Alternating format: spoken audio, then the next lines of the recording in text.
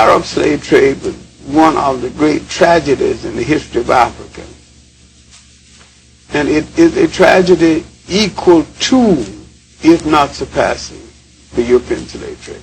One of the most inhumane and savage aspects of the Arab enslavement of Africans was the castration of male captives.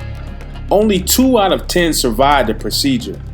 If a man was strong enough to survive the barbaric torture, then he had to bear the burden of being violently separated from ever-producing future generations, all while being forced to guard the harem of his vile enslaver.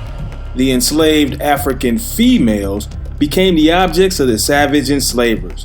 Not only were these women torn from their families and denied the ability to create future generations with men that they loved, but they were also raped as sex slaves and forced to birth the children of their rapists.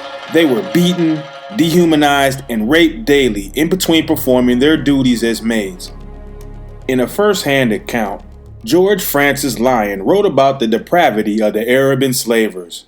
Having thus established himself, he waged war on all its defenseless neighbors, and annually carried off 4,000 to 5,000 slaves. These poor, oppressed beings were, many of them, so exhausted as to be scarcely able to walk. Their legs and feet were much swelled, and by their enormous size formed a striking contrast with their emaciated bodies. They were all borne down with loads of firewood, and even poor little children, worn to skeletons by fatigue and hardships, were obliged to bear their burden, while many of their inhuman masters with dreadful whips suspended from their waist. All the traders speak of slaves as farmers do of cattle. The defenseless state of the Negro kingdoms to the southward are temptations too strong to be resisted. A force is, therefore, annually sent to pillage these defenseless people, to carry them off as slaves, burn their towns, kill the aged and infants, destroy their crops, and inflict on them every possible misery. These horrific conditions of inhumanity were catalysts in the Zanja's crusade for freedom between 868 and 883 Common Era. The Zanj, the name given to East Africans by the Arab enslavers, were brutally forced to work the salt marshes of Basra for the Abbasid Caliphate. They rose up against their Arab oppressors at least 3 times between the 7th and 9th centuries, with the uprising known as the Zanj Revolt lasting the longest.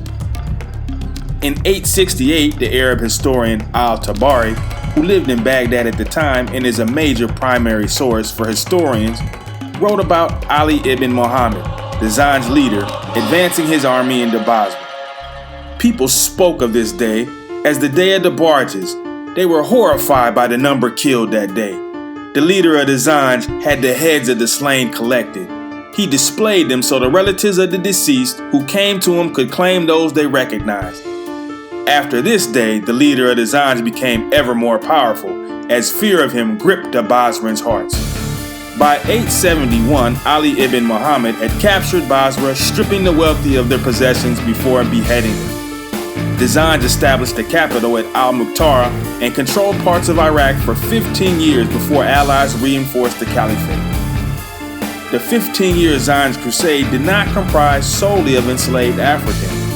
There were also large numbers of free Africans and Arabs who were either oppressed themselves or in opposition to the religious views of the caliphate.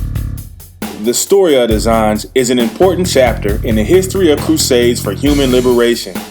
We must learn from the lessons of history and have the will to apply the knowledge.